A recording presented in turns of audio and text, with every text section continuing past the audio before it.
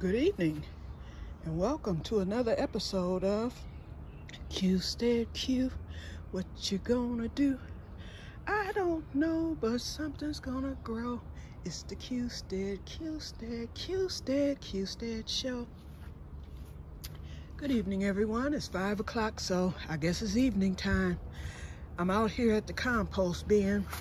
I have some fish guts to stick in there and some food scraps.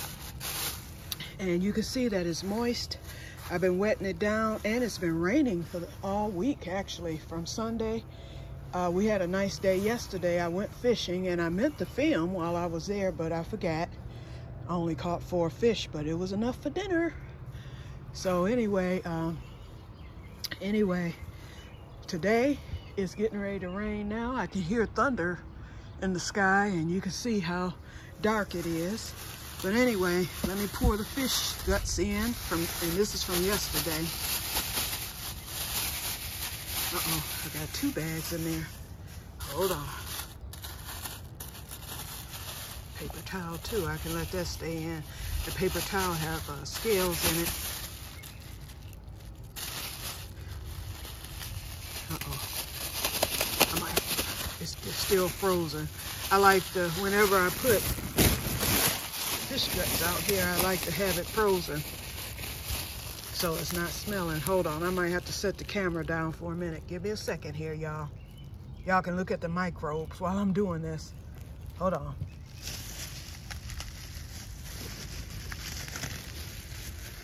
Oh, thank God this plastic is coming off, because you're not supposed to put that in the thing. Okay, so here we go. Okay, so I got the fish guts in. Now for the food scraps. I got potato scraps, egg, all that stuff. Oops, there's some aluminum foil, don't want that. Onions. Hold on, let me make sure I've got everything. Excuse my filming, y'all. I'm getting ready to, I just paid off 2 credit cards and because I tripled up and doubled up payments for a year, got them paid off last month. And so the extra money from that, I was going to use that to save, because I plan to go to the total eclipse in April. But I can actually start saving for that a little bit later, probably around September, because since that's not until April. I mean, I'm only staying overnight, so it's not like I'm gonna be spending a lot of money. You know, I'll help my sister with gas, because she's actually going to take me, since my car won't make it that far, but she's interested in it. And then we have a cousin who's going, and hopefully more will go. I'll put this paper in here too, and may as well stick a few more dead brush in here.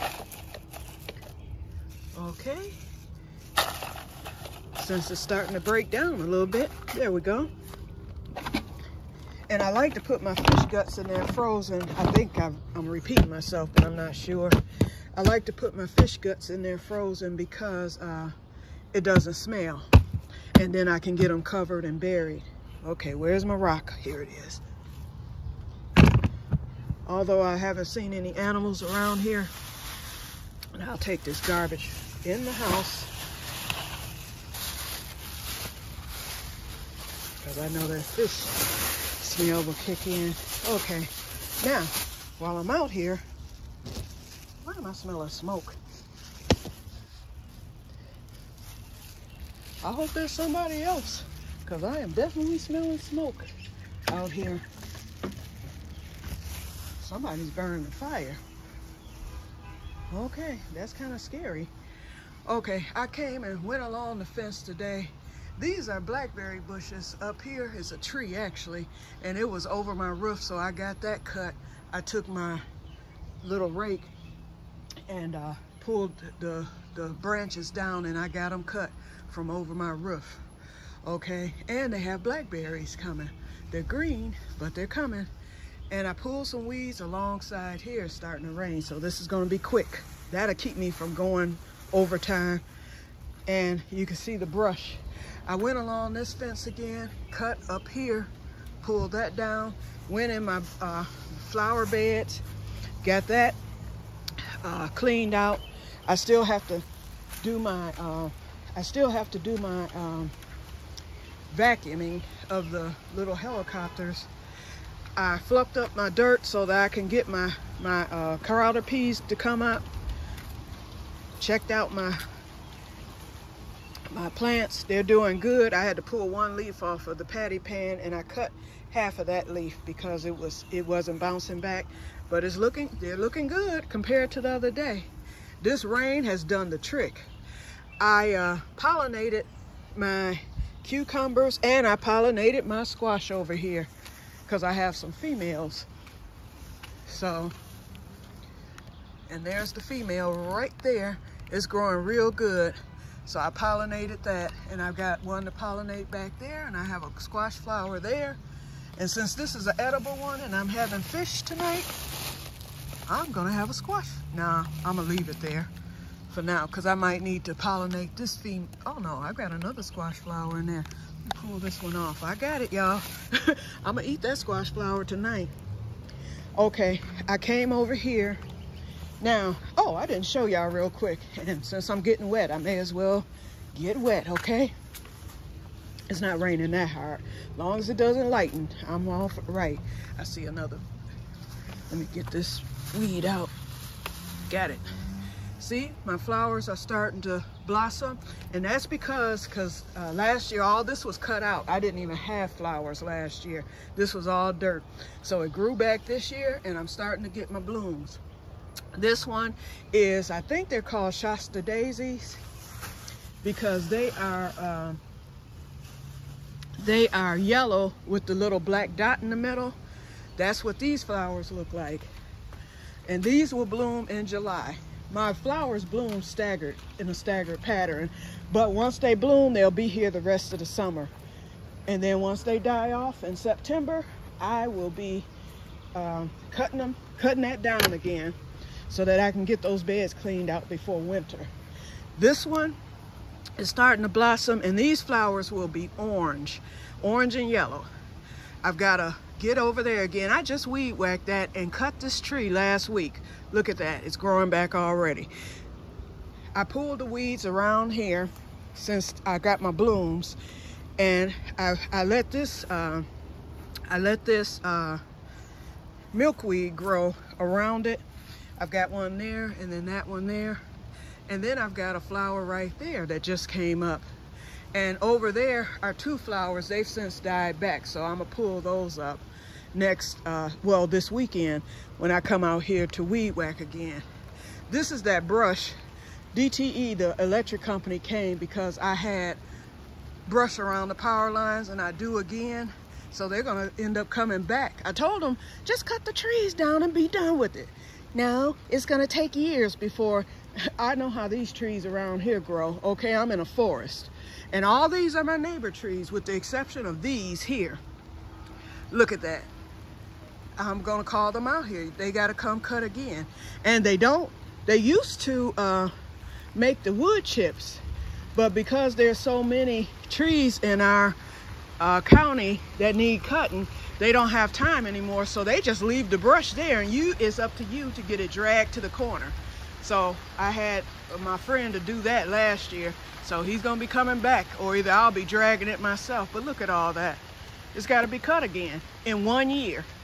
Anyway, these flowers back here, I pulled the weeds out today, and they will not, I'm gonna have to go in. They will not bloom until August. Okay, I'm not gonna be able to finish this outside portion, y'all, because wait a minute. I'm getting a shower, but I don't want this much of a shower.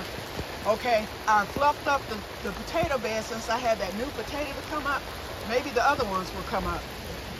This one will be blooming pretty soon, and these will be yellow. And as you can see, I have a little bloom over there. I ghetto-fied my tree. It was hanging all the way over there. So since I cut it, I ran a little string along here, and I trained the tree to come this way over my fence. And then I cut all the brush from my neighbor's tree that had come over my fence here. These flowers are blooming. As you can see, I cleaned all the weeds in the bed. And these are gonna be orange and yellow also. Okay, now let me get in. Wait a minute, I'm soaked, y'all. Okay, whew. Okay, I'm out of breath. Okay, I've got like another 15 minutes to go here, y'all. And I'm gonna let you know right now that I got my notebook out and I plan to write out my topics, and I plan to have a topic. I plan to stick to it and go not over 20 to 30 minutes at the most whenever I post my content. Because first of all, I'm subscribed to over 100 channels myself, and I know I don't have time to sit there and watch hour-long videos, and I want to at least give you guys the courtesy of not having to deal with that with me. I have a lot to say. I tend to jump around a lot, so I figure if I write down my content beforehand, time it, pick my 2 days a week that I'm going to post, and stick to that topic, you all will be able to follow along with my story. Now, there are some backstories I will be telling that may take a little longer, but I will give you those dates in advance. The first one will be next Sunday, the 25th of June. I'm going to be telling the story of how I went to college at the age of 38 and met a man who was, no, that's another story. I'm sorry. Duh. But I'll be telling that story eventually too. I'm going to be telling, oh, well, yeah, I do have to tie that story in because it was during the time that I was in college. I had turned 39. I actually went to college at the age of 36. No, I had just turned 37. And then after my father died, but I came home from college in my junior year because I got sick with autoimmune disease. Okay, so I'm gonna tell that story in conjunction with the death of Michael Jackson. I totally understood what he was going through at the time of his death and why he did what he did and everything. So I'm just gonna tell my story, and that might help you a little bit to understand how his story played out. And my story was featured on the show Mystery Diagnosis Worldwide back in 2007. They filmed it in 2006, but it was aired in June of 2007. It's episode 306, and the name of the episode is called The Boy Who Could Not Breathe. They were up this way because they had a casting call that I saw online, and I was like, hey, let me just go on and type in my story and see what happens. I typed in my story. Next thing I know, they called me on Thanksgiving morning. I almost didn't even answer the phone. And they told me who they were, and they were like, we want to feature your story. They said, because we're doing an autoimmune series. So they did this little boy who was in Canada. They did a lady who lived, she wasn't in Michigan. I think she was in Ohio. And then they did me. I'm 20 minutes from Canada where they were. And then I'm like maybe an hour or two from Ohio. So, and then I'm in Michigan. So because they were going to be in this area, the Canadian boy's story was the head story. So they featured him for 30 minutes of the first hour because his story was more severe. And then the lady, they featured her story in the middle. She was 15 minutes, and then I was the anchor story, and my story was 14 minutes. But I was able to tell it. My late mother was featured on the show. My sister was featured on the show. My nieces and nephews, they were little kids at the time. They're all grown now. And we filmed at my late brother's home and at the funeral home that he worked at. Okay, at the time, because my brother, my late brother, and here's this picture. Let me show y'all him since I'm here in the living room. Let me cut on the light so y'all can see him. But this was my late brother. He passed away in 2015. His name was Roger. And he was my only brother, only. And I have 3 sisters left. 2 sisters, my 2 older sisters, we share the same father. And then my other sister who's living, we're stair steps because my sister, brother, and I were stair steps. She's the middle child, and we shared the same mother and father. Okay, anyway. And then, wait, let me show you the other pictures while I'm here. See, here I go again. Y'all see what I'm talking about? But we're only 15 minutes in. This was my late mother and late brother. That's a picture that they took. He took her to a Mother's Day dinner. And she really, that was her favorite picture of the two of them. And this was a few years before her stroke and a few years before he died, because he passed away 2 years after her stroke, suddenly. It was tragic, y'all. His death was worse than my mother's because we expected hers and everything. We didn't expect my brother's at the time that it occurred. My mother and two of my niece and nephew, these are my brother's children. And my niece just had her first. So I have a great nephew that was just born in February. That's me. That was the day, my first day of college, and that was my college ID picture.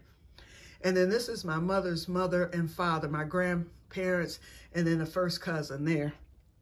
Okay, so, and then this is the picture from my mother's obituary. And then that's my sister, my brother, and myself when we were little kids. I was 3 in this picture. I was 4 in that picture, and that's my kindergarten picture.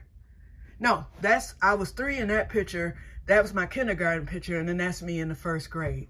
This is my sister at the ages of 4 and 5, and then my brother, and then that's my mother, her graduation picture. And this is actually my mother's niece and nephew. They're both deceased, and they were older than my mother because my mother had a brother that was 25 years older than her. Long story. So anyway, and then some more cousins, and that's my parents, my mother and father, when they were chosen king and queen at their church one year. So I'm just showing y'all this so y'all can get to know me a little bit. That's my late father. I have a cousin who's a famous artist, and he drew that picture. That's the original sketch. He drew that for my mother when he passed away. So that is an original lithograph sketch. It's on the floor because the back of the frame that my mother purchased for this tore. No, and then, oh no, Mom purchased the frame, but the back of the picture tore, and my cousin signed it when my father, died. So I have to get another frame, and I'm gonna have to get this fixed some kind of way because I want his autograph there forevermore. Okay, so, alrighty. Okay, enough of that. Whew, I'm out of breath. Okay, so I got a couple of more things to talk about, and then I will be getting off. First of all, let me show you this. I'm going to be having, my birthday is July 14th, and I'm going to be having, we started back in either October of last year. We've had so many deaths in our family, cousin-wise and whatnot, that and sudden deaths. I'm not talking about, every one of them have been sudden. Only a couple was halfway expected, but all of them, most of them were sudden deaths. And so basically we decided as cousins, there were originally 42 of us. My grandmother and grandfather on my father's side had 12 children, and some of them had large families. So it was a lot of us cousins. So now we're losing cousins left and right, and suddenly. And our cousins were so close growing up that we were like siblings. So because of this, we decided this year that we would start getting together, and once a month, those of us up this way or anyone who wants to come from out of town, they can come and we just celebrate at someone's house. I was scheduled initially to do the month of February's gathering, and we had done a couple of more before then. So I had planned to do February. Everything was all set. I had just finished everything I needed to do because it was going to be that Saturday. Well, first of all, I had lost the first cousin on my mother's side suddenly and kind of tragically. He was found outside and he had passed away. That was in Oklahoma. So my sister and her husband went to Oklahoma for his funeral. I didn't go because of my health, although my cousins there wanted me to come and they offered to pay for a plane ticket, but I'm scared to fly. It's just that simple. The last time I flew was for my father's funeral because he died suddenly too back in 2000. But I flew for his, and I said I would never fly again. I don't care who died. And I've kept that promise. It's been 23 years now, so I just don't do it. So I thanked them. I was appreciative, and I really wanted to go to my cousin's funeral, but I'm just too afraid to fly. And then with my health and everything, that stress would have just done me in. So anyway, I didn't go. I took the time. You know, I watched his funeral online, thank God. And then I just spent that weekend finishing up with what I had to do, because that next Saturday was going to be the gathering with my cousins on my father's side. Well, my sister and brother arrived back Monday night from his funeral. My brother-in-law went to work on Tuesday, and he started not to. Well, my sister told him, don't go, just wait till Wednesday. But it was an easy job, so he went on and went. And I'll be doggone, he ended up passing away on the job. And I'm not at liberty to explain the whole story, but I will just say, I will just repeat what was on the news, what everyone already knows. And if I can find the link to the story, I will share that in this later. In this video. I'll wait till after everything's uploaded, then I'll share the link after that. But what happened was, he was working a plumbing job because he was skills trade. He had retired from his regular job, and so he reinvented himself, and he had lots of customers and whatnot, and he was doing a plumbing job, and the water backed up instead of going out when he was snaking the drain, and the electrical panel was down low, and it should have been up high because it was outdated, and he got electrocuted. So that's all I'm at liberty to say. But anyway, that was tragic. When I say tragic, so of course the gathering was canceled. So since we were meeting at my sister's every night anyway, on the night that the gathering was supposed to take place, that Saturday, I said, hey, y'all. Well, my cousin actually suggested, she was like, since we were going to do this gathering and the potluck anyway, and we already had what dishes we were going to bring, let's just all cousins get together at my sister's to be a support to her and bring the dish that we had planned to bring to my place and reschedule mine. So we rescheduled mine at that time. I was like, I'd rather do mine in July in the summer. So it's going to take place the 22nd, but we're also going to be celebrating my 59th birthday, which is on the 14th, but my cousin's graduating and his open house is on the 15th. So we could have either did the celebration the week before or the week after. So my sister and I chose the 22nd, that Saturday after. So we're going to celebrate my birthday, and we'll be doing our cousin's gathering. And so the last gathering, they went to Kentucky. A few of the cousins, everybody didn't go, and they went to Buc-ee's, that place called Buc-ee's, and they went to Noah's Ark. So that was really nice. So my sister, she brought me some things back from there. So I just wasn't able to go. I didn't think I could swing it financially, and I was trying to get things together here on the Que-stead. It was like either spend the money going there and not get my yard together, or go. And so I was like, it's going to be enough things happening in the summer so I could skip this trip. So a lot of my cousins went too.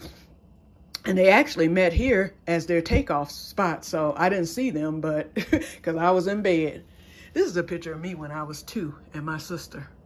I was mad. And then on that one, I cried. And then I was trying to get out the machine on that one, and my mother's thumb is there on my shoulder holding me in. And then that's me when I was, I think, 8 years old. And this is me and my mother. I think I was 11 on that picture. This is me and my mother, and that's the first blanket that I had ever crocheted for her, and she ended up giving it away. I was so upset. I was 7 years old when I crocheted that, and I was 7 in the picture of me and her with the blanket on her.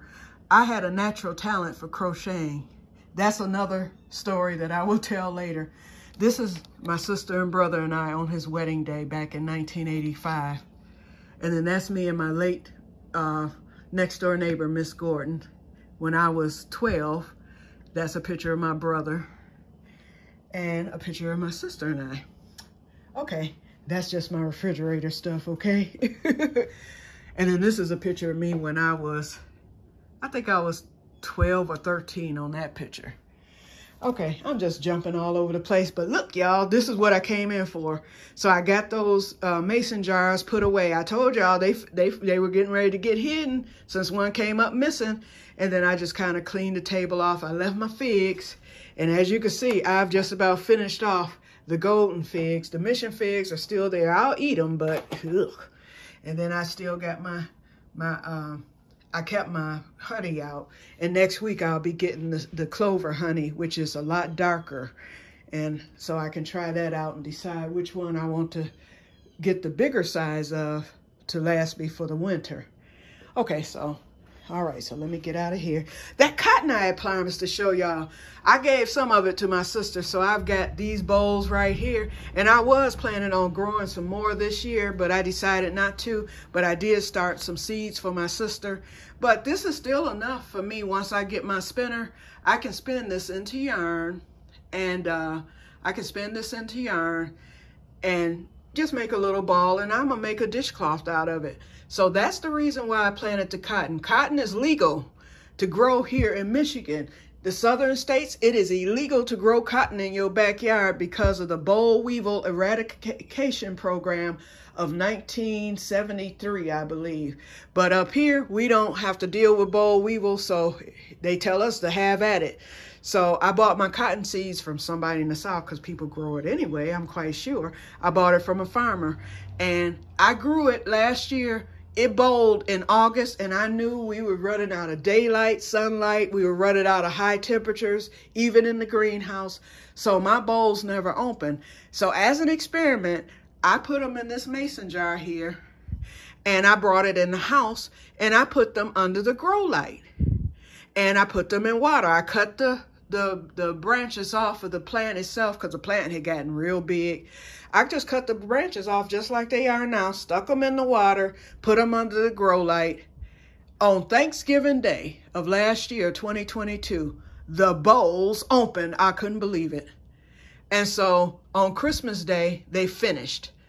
I was like, well, thank you, Jesus. So I was like, I got cotton after all. So that's why I'm growing the loofah this year. I will be able to do the same thing. That loofah is going to loof, as I call it. And so at the end of the season, once the weather starts getting cold and all that, I'm going to bring that loofah in, those loofah things, I'm going to cut and put it in a mason jar and put it under the grow light, and that loofah should do something for me. It should harvest out for me. That's my thought. We'll see. So that's the reason why I didn't do cotton this year, because I was doing the loofah. I didn't want to do both, and cotton isn't edible. But I mean, but this is a fiber, and I'm going to be able to get yarn out of it, and I'm going to make me a tablecloth, and I'll hang it up for display. I don't think I'm gonna use it, but it'll just be to show that I grew a fiber, just like the loofah. That's considered a fiber, although it can be edible. But you know, the loofah, I can cut the loofah and give away as gifts, you know, for scrubbing the skin and whatnot.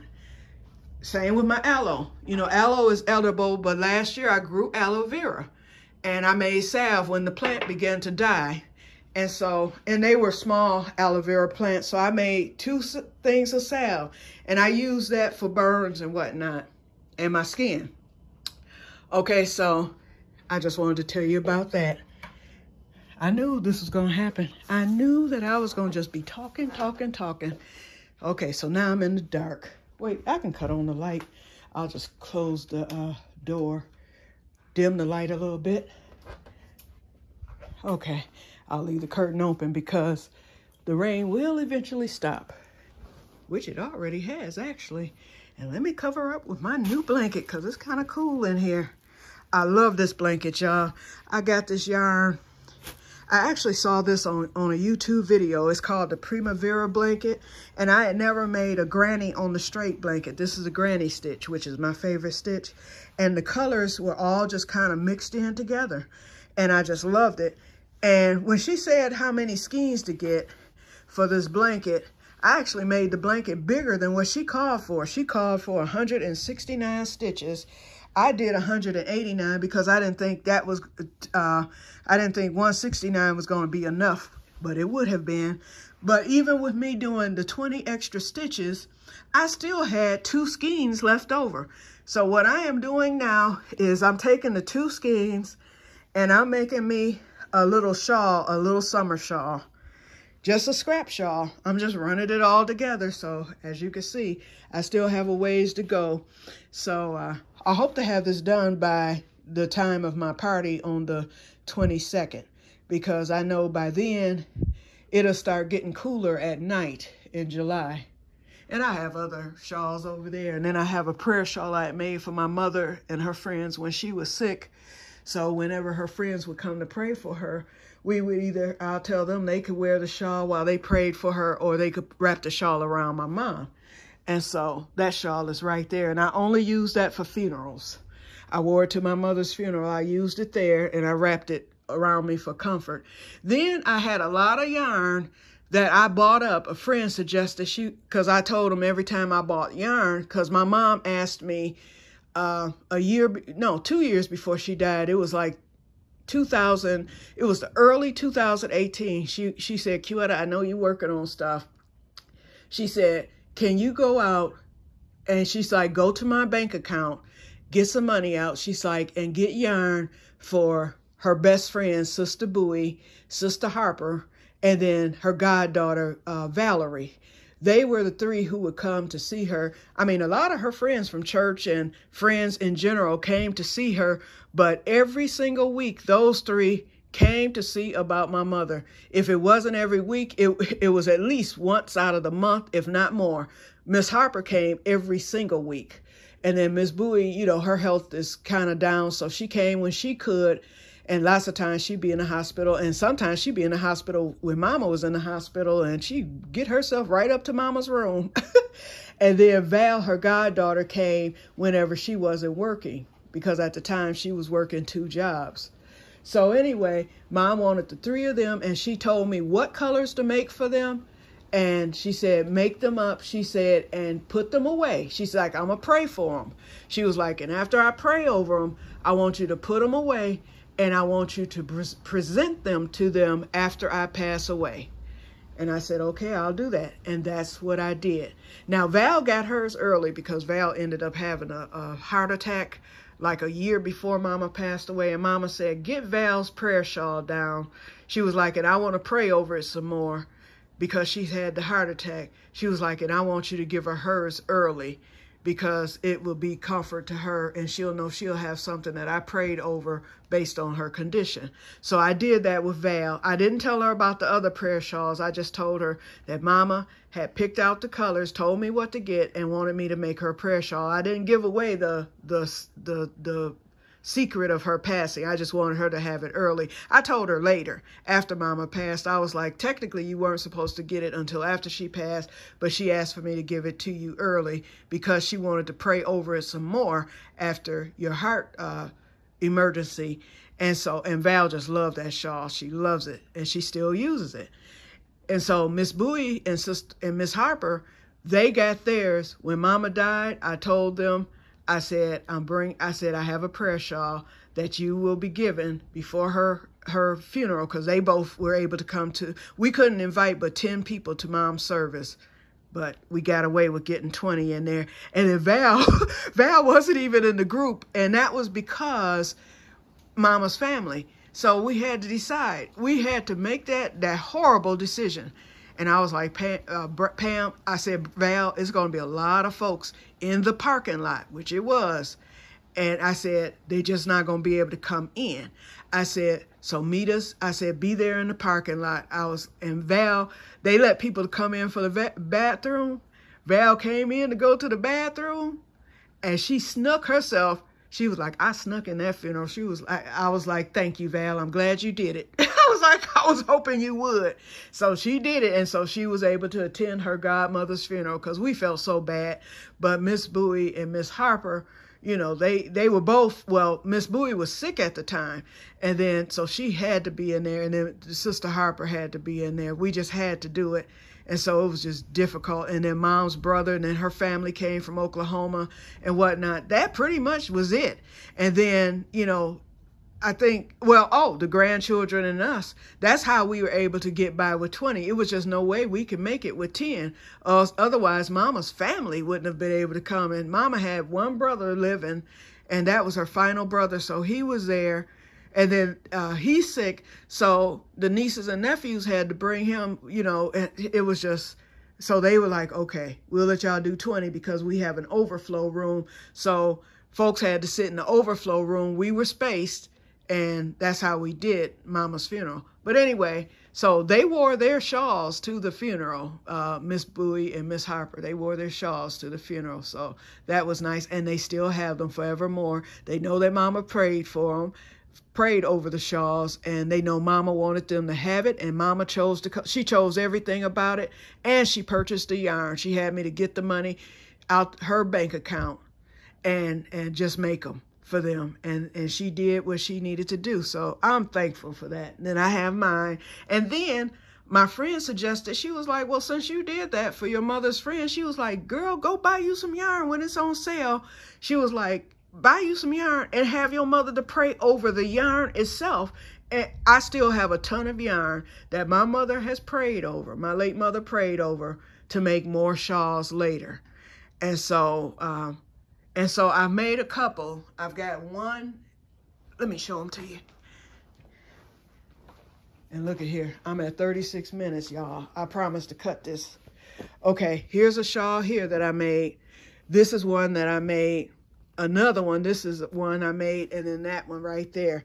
So I've got 4, and all these shawls are from yarn that my mother, my late mother, prayed over before her death. Every time I would buy the yarn, I would say, Mama, pray over this. This blanket here, that yarn she prayed over, this was a blanket that I made for Mama right here, this green one, when she first went into dialysis. I made that for her, and that wasn't prayed over, but it was hers. And so I made it into a memorial blanket. What I did was I had some yarn left over, so I made it bigger for myself, and then I put a black border around it because of her death. And then this blanket here, I made this back in 2011. It was just a little lap blanket. I was making it for myself. And the moment I finished it, I made the last snip to cut the yarn. Mama come walking over there and snatched it. And that was all she wrote. She took that blanket from me. I was like, Mama, you ain't never done that. I was like, you know, I'll make you a blanket. She was like, I like the color of this. I want it. And so I was like, go on, take it. So it's mine now. So, and we used it. It was her favorite blanket after she got sick and stuff. We would use it at dialysis. And when she was in the nursing home, we had it there and it kept getting stolen. So I brought it home. So when she finally came home, we started using it again, but it was too short of a blanket. So I made her that green one, which was a nice warm blanket for her to use when she was in dialysis. And my mother was totally immobile. She had to be transported to dialysis via ambulance. And then they had to lift her into the chair and stuff. But she loved that blanket. And then I had a small electric heated throw for her, so she would be warm. And then that blanket would be on top of that. So she would sleep during dialysis. And I went to her dialysis sessions with her, with the exception of when I was sick or in the hospital. I went to every session with her. I was her voice, and I sat there with her because I knew if that had been me, I would want somebody there with me. And people there told me all the time, they said, I wish I had my daughter to come and sit with me at dialysis. I said, it's so important. And I helped other people too. Like, because in dialysis, if your blood pressure dropped too low, you will crash, which means you will fall out, you will pass out. And if you're not caught within 5 minutes, you can die. People have actually died right there in the chair at dialysis. I didn't witness it, but I know it happened one day and they had the curtain closed, so I knew. And then the ambulance came in and hauled the person out, and I later found out that they had passed away because it hadn't been caught. So I was around, I told them, put Mama next to the other, because my mother was a crasher. I said, put my mother next to the other crashers. Oh, it happened all the time. I would catch a patient crashing. I'd yell out. I'd be like, hey! When they heard me say hey across that whole room, they knew to come running.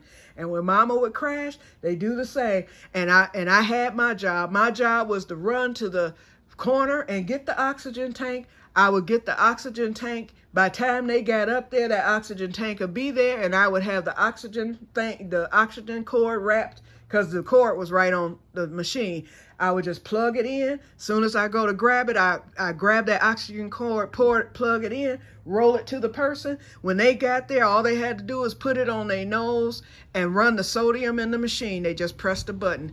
All in 10 seconds, we had it done. And they were so appreciative of me. They were like, shoot, you need to be working here.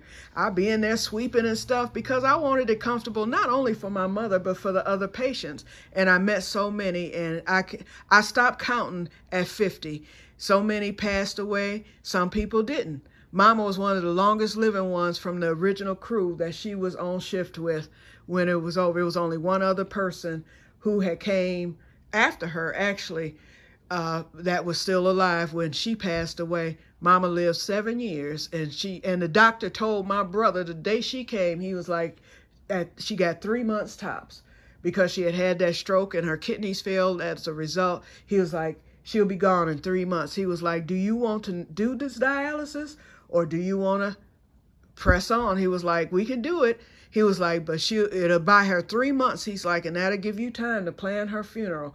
My late brother, who was a funeral director, he told him, he's like, he was like, God will determine when she dies. And her nephrologist was a Christian. He was like, I was hoping you say that. And I told him, I was like, okay, you say she got 3 months. I was like, we don't know how long she have. I was like, but if it is 3 months or even a little bit beyond, I said, I promise you, I'll be here every day with her. I said, because she can't talk. She couldn't even talk after her stroke until later. It took Mama a year of speech therapy to finally be able to talk again and get her faculties back. The doctor put her on a pill called Prasantine, which he said would wake her brain up, and that it did. When it woke her brain up, Mama was back to normal. In fact, as far as talking, thinking, that type of thing, she could do all that up until the very end, until she went into the last week of her in hospice. She slept that week.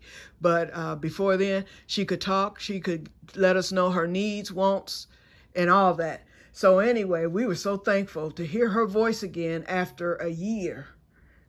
Actually a year and a half, because Mama came home after 9 months, and we got her into therapy and stuff, and she started talking about 5 or 6 months after she came home. So 9, 10, 11, 12, it was 15 months before she could mutter a word. So I had told the doctor, I was like, I'll be her voice. I was like, she's in there. I was like, the way Mama look at me, I know that she knows what's going on around her and her surroundings. I said, sometimes she seems scared. I said, she has separation anxiety. I said, because when I come here, if I get up to go to the bathroom or make an inch to move, she has a look of sheer horror. I was like, Mama, I'm here. I'm just going to the bathroom. I'll be right back. I was like, you'll be okay. And so she calmed down, and I'll go do what I have to do, and then I'll come back. And then she would relax, and then she would sleep during dialysis for the most part. But if I breathed the wrong way, Mama, her eyes would pop open.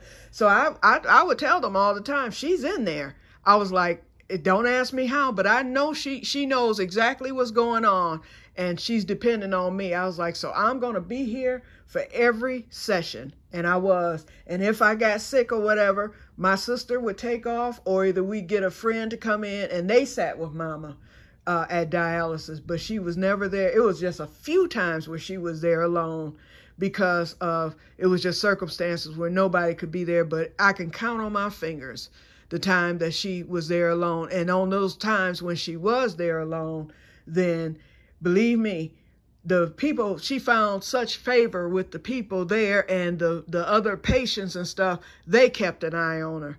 And then I would either come in late or, or whatever. But, and then when she was in the hospital, for the most part, they told me what time they were taking her down, or I would call and they'd say, oh, we getting ready to take her now, or she's going to go at 5 or whatever. And I get up to the hospital at that time, and I sit with her in the room there at the hospital. And so it was only sometimes where they might have took her in the middle of the night, or because, hey, they dialyzed around the clock at the hospital. So if she was in the hospital, sometimes they come to her room while she was asleep during the night and dialyze her. And those times I missed. But other than that, and then most of the time when she was in the hospital, that's when I took my break. And my sister went up there for the most part because of the long walk and stuff. And that was the time it was known that I got my break and got to sleep in and rest and rejuvenate. And it worked out well, you know, so between my sister and I, but I was the primary caregiver there with her 24/7 because she lived with me. And my sister had her own family. She had her kids were still children at the time. They weren't grown yet. And then she had her husband. And then my brother, my late brother at the time, he had his family. So I was the only single one. So I was what you call the designated daughter. But God called me to do it. So it wasn't even about being a designated daughter. When God called me to be mama's caregiver, and I was like, God, okay, I know you're calling me. I was like, make a way. I was like, because I don't know what to do. That very night, God, he got me in touch with the Area Agency on Aging, 1B. They took mama they had a waiting list of over 3 years. And somebody died that day, and the lady said, you sound so adamant about getting your mother home. She was like, I'm sticking you in this spot. She was like, actually, I'm supposed to go down the waiting list. She was like, but I'm taking your mother's case. And so that was blessing number one. They got involved. Because, see, the nursing home had let my mother fall. That's a long story. But anyway, and that's when I was like, enough is enough. When I told God I'll do it, I was like, if it kills me, I will do it. And he made a way all the way, got mama home within the next 2 months, and that was all she wrote. That was all she wrote. And then he gave her an extra, because she was dying in that nursing home. Mama was like half past dead. When she came home, we didn't know how long she was going to make it. I was just happy she had made it home. Mama lived another 7 years. Because her stroke, she was almost 8 years in when she died. But she was home 7 full years. He gave Mama an extra 7 years, and she thrived and everything.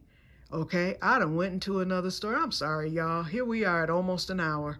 See, this is what I'm talking about. That's why I said I'm going to have to use I'm going to have to use, in fact, what do I do with the darn book? It's here somewhere. Oh, it's over there. You see it on top of the thing, that black book. It's totally empty. So I pulled it out, and I'm going to write down my topics for the content, and I'm going to try to keep it at 15 minutes. I'll have my notes there so I can tell what stories I need to tell. And that's only going to be temporary, because once I get all that out, then I will go on into, you know, just gardening altogether and que-steading. But I think by telling some of the stories, you know, of things I want to share, because I've had an interesting life, a very interesting life, y'all. Boy, people who know me, they be like, dang, girl. I mean, I have lived an illustrious life, okay? Just crazy stuff. I have gifts God has gifted me. My aunt was the one who told me, she was like, Q, you are gifted. And I didn't even know what she meant. I had to look up the definition. What does gifted mean? I was like, I don't feel gifted. I've always been called dumb, you know. And she was like, no, you are gifted. She was like, gifted people, you know, think of Michael Jackson. What did everybody call him? Weird and everything else. But that man was a genius. No, I'm no genius, but I am gifted. I predict quakes. People will tell you, oh, I call a quake. I'll tell you when it's going to hit. I'll either dream of the earthquake. I'll either feel the earthquake before it hits. I've called them within hours of the earthquake happening. Or I will get a premonition. My soul will start to stir and tell me an earthquake is about to hit.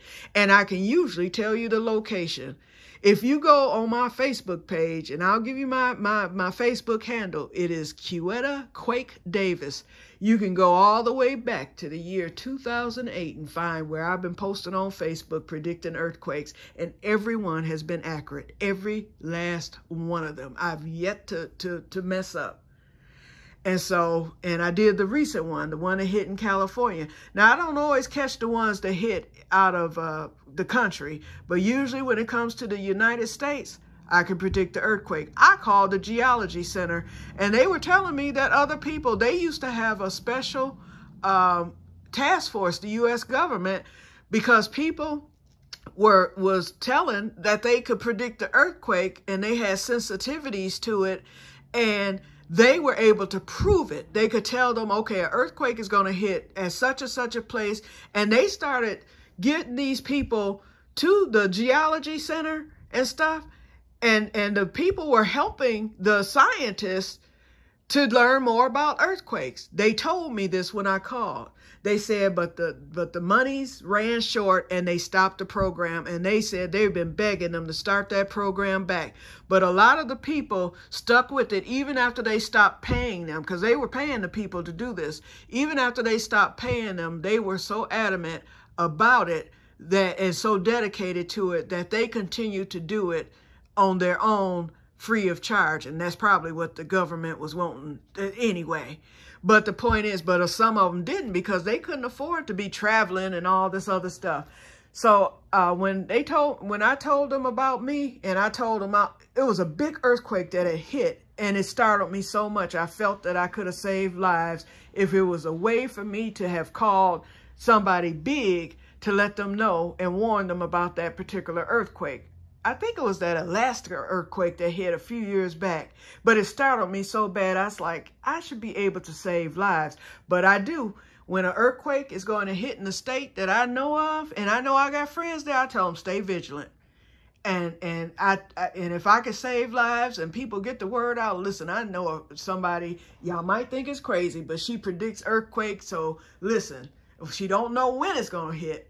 In fact, one I predicted last year, it hit 20 minutes after I posted. And you know what? I've been seeing that for years, since I was a kid. And so what happened was, it was my late mother who told me. She was like, girl, when stuff like that happened, she was like, I was the same way as a kid. She said, will you open your mouth? She was like, I don't care how crazy it sounds, open your mouth and tell whoever will listen, even if they don't believe me. I don't care if they call you crazy. She's like, open your mouth. God has given you the gift of discernment and prophecy and all this stuff. Because, you know, my mama was sanctified. Now, I'm saved. Don't get me wrong. I'm saved. I'm a believer in everything. But mama was Aunt Esther sanctified, okay? I ain't like that. But I feel I'll make it to heaven if I die. Okay, that's as much as I can. I'll be like, okay, God, you know, you know me. I'm a mess. But anyway, I just took my father's personality. It's just that simple. My mother was staunch and serious until after her stroke. Then she became hilarious because she would say anything. She was unfiltered at that point. We were like, Mama. And then my father, he was unfiltered from day one until the end when he got scared, when he knew he felt he was going to die. Then he got real serious then, and he did. He ended up dying and stuff, and we think Daddy made it because God took him mercifully. He took my father in his sleep because my father, he would be, you know, he was having these seizures and stuff before he died, and they had him on medicine, but they were really unchecked, and basically he ended up having a stroke. And God let it happen in his sleep, because my father, when he was having these seizures, he would have the look of sheer horror on his face after it would happen.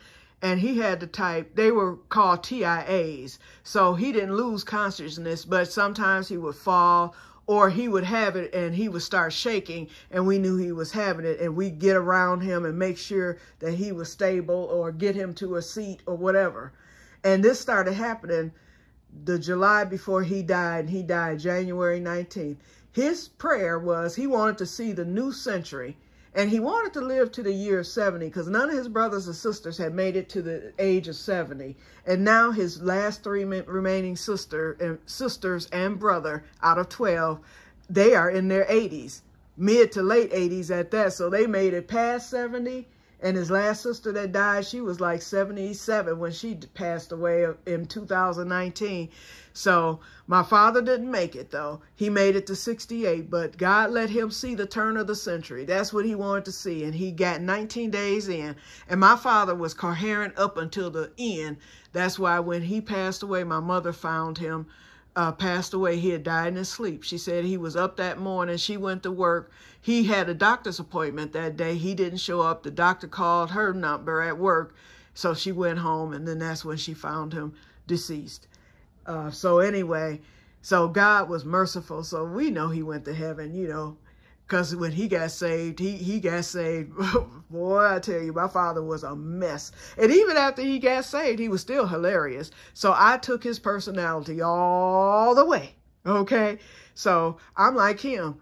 Okay, God, I know I'm scared, but I want to see it coming when it happens and, you know, and stuff like that. So it's just that simple. So God knows, you know, but my mother was totally different. She was Aunt Esther sanctified, you know, like my aunts and stuff like that. And these were my father's sisters because my mother had all brothers and none of them. I mean, they got saved at the end. My mother ushered them along, except for the one that's still alive. He's a churchgoer. He's an avid Christian. But her other two brothers, oh no. And so she ushered them on in before they passed away. But anyway, Mama was Aunt Esther sanctified, but my father's 8 sisters, they were. And so Mama was right with them, you know, and my grandmother and my grandfather, who was a preacher. But anyway, so, yep. So, where was I at? Okay. So like I said, I done lost my train of thought. I forgot what I was talking about. Somebody remind me so I can finish the story. Oh, the gifts. Okay. So my mother was like, open your mouth. She was like, you got the gift. I don't care how unsaved you are. She was like, if God gives you the gift, he gives it to you. Open your mouth. So I told her before my father died, a month before it happened, I was just getting ready to move to Oklahoma to go to college for the first time in my life at the age of 36. No, age of 37. And that's a long story. And see, it's another story I have to tell. That's why I can't get into the story. Otherwise, I'll be on here another 2 hours. But just remember, the late Delaney sisters is the reason that I read their book and it changed my life. Okay, that's all I'll say about that. Then when they showed the movie, I got on my knees that night and prayed. I was like, okay, God, if the lady sister could do that back in the 1919s and go to college and become educated, why can't I at least try? I was like, God, let me go to college. I was like, and when you let me get there, I was like, I would like to meet a centenarian, somebody that's 100 years old that can tell me their story. Don't you know, in a month's time, my mother and I had went to Oklahoma with my uncle. And while I was there, my uncle, Mama's brother, who was at the time a professor at Langston University, a historical black college, he told me about this program they had just come up with called Non-Traditional Students. It's like a second chance for people who did not go to college when they graduated, but wanted to go. They had the special grant for that. He was like, you would be the perfect candidate. He was like, here you are working as a janitor? Oh, back there in the South, they looked down on custodians. They didn't know I was making $14 an hour up here. And that was a lot back in 1999, okay?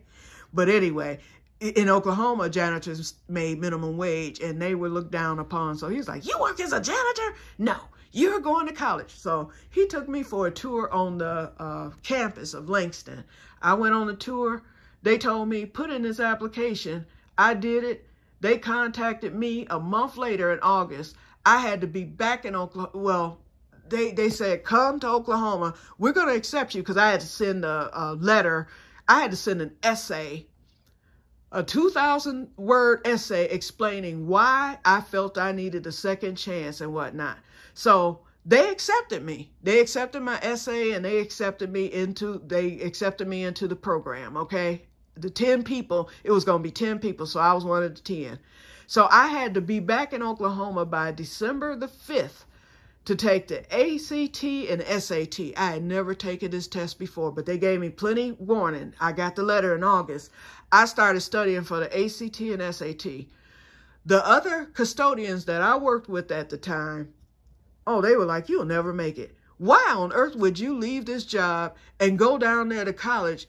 You're not as smart as you think you are. My best friend who worked with me at the school told me, oh, she said they talked about me, said I wasn't as smart as I thought I was and that I would be back. And I was told, my boss said, you'll be back. I came back all right. Well, I came back from my father's funeral, but I didn't have time to visit nobody then. But I came back that summer to show them that I had a report card with all A's and 1 B. I had a 3.5 grade GPA. And I kept raising that GPA up. When I left college sick 3 years later, I had a 3.7 GPA. I was going for a 4.0. I knew I'll never hit it because I'm not good at math. But I wanted to get as close as I could, and I felt I got as close as I could. And while I was there, I met a centenarian. And after my centenarian friend died, and I'll tell y'all all about him later, after he passed away, I got sick. And then it dawned on me. God told me, I was like, God, why am I sick? I was just getting ready to start student teaching. I had a job waiting on me. My work study was going to be paid. They were sliding all that in for me to student teach, plus get paid for student teaching and getting my college credits. I was getting ready to start rolling. I was like, God, all this happened and all of a sudden I'm sick. Didn't know what was happening. Okay, and my mystery diagnosis story, and that's another story I'm going to tell in the upcoming weeks. Well, that'll be the first story I'll be telling on the 25th of June, next Saturday. So you'll get to know all about that then. But God said to me just as plain, you asked to come to college, you asked to meet a centenarian, but never once did you ask to graduate. And I didn't. I was like, well, let me get on back home because I was sick as a dog. But anyway, got on back home, but I never regretted it. I never felt bad about it because people are like, aren't you mad? I was like, I started out mad for a minute. And then when God reminded me, I never once prayed to him to graduate. I prayed to get to college, and I prayed to meet a centenarian, and I prayed to do well. I did all 3. He answered those 3 prayers. I was like, okay, God, I'm through complaining. And I went on with my life after that. And I don't regret it one bit. People be like, you need to go back. Shoot, you that close. Nope. Nope. Not going back. I wouldn't teach today to save my life. I'd be one of them ones shot in the school shooting, okay? So no. If I were to go back to college, it would be for either acting school or something I want to do. Because the teaching I didn't even want to do, but you know, others decided what my profession was going to be since I was being helped and all that stuff. So I felt beholden to do what they wanted me to do. Because when Langston accepted me, they were like, okay, so the teacher, we short of teachers in the state of Oklahoma, so you're going to be, I was like, but I wanted to go, they had a horticulture program at Langston. That's what I wanted to do because I always had the interest in garden. They had an excellent, they still have it, horticulture program there. That's what I wanted to do. In fact, I met all my friends there. I got with the people who were in the program. I was like, oh, I wish I had taken this. Oh, but they told me I had to be a teacher and blah, blah, blah. I was so upset. Oh, I wanted that. One of my friends came, she graduated and went to work for the FDA making top dollar. And she left the state of Oklahoma. I forget what state she went to, California or somewhere. And she was making top dollar. We kept in touch for a while. And I was like, dang, I should have came into that program. And she was working for the FDA. She probably still do. That was over 20 years ago. But anyway, that's what I wanted to do. And then my second choice was social work. And that's what my sister did. And then there was another college that offered mortuary science. And my brother was a mortician. My brother was like, don't you dare. He was like, you ain't going to make no money. And then it dawned on me later. I was like, my brother told me, don't you dare, and talked me out of it. But here he was a mortician. And then I thought, that's a job that's job security. People are going to always die. But I let him talk me into not even being interested in it. So I was like, okay. And then, you know, he was the mortician of the family. So that was okay. But I was thinking, hey, maybe we can get together and go into business and, you know, be a brother and sister team. But, you know, since he said no, and I always listened to my brother because he was very wise and, you know, he didn't steer you wrong. So it was something about it that he didn't why he didn't want me in it. And I later found out, because a lot of the people that he worked with, including himself and his original boss, they all died of the same manner.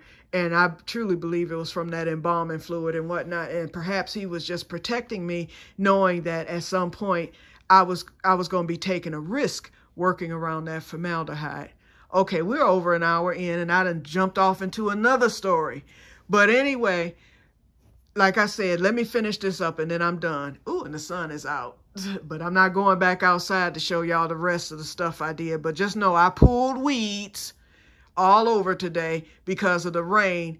And there's a hole. In fact, I am going to take you out to see this hole, because I want you